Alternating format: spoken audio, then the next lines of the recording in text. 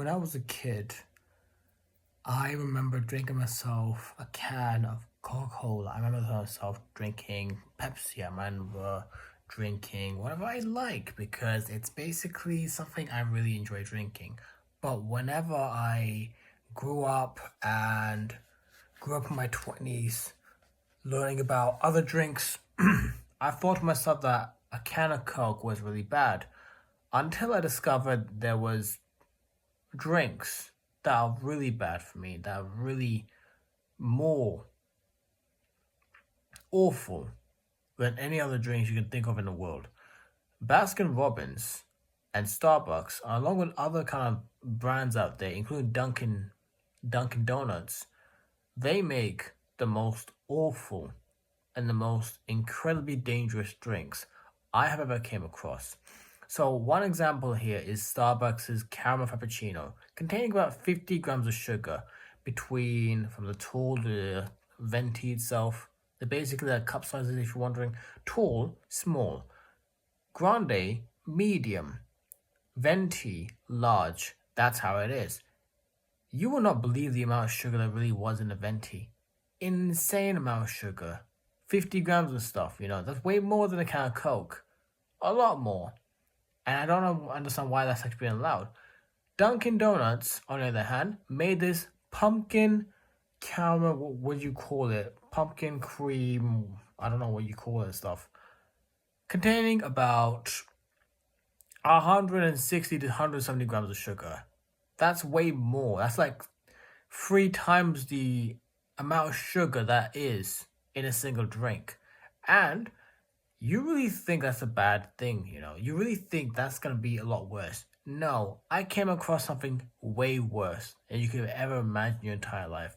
There was this one drink that I hate so much, that I hate for the fact that it's being allowed. I see someone talking about this, about how bad it really was. They're getting really sick of like reading the ingredients and stuff. And I have to say, it is Baskin Robbins Oreo shake. The amount of sugar blew my mind so much that it's considered the most unhealthiest drink in the world. It blew my mind so much because I'm talking about this because my childhood never was great and stuff with like all this kind of stuff.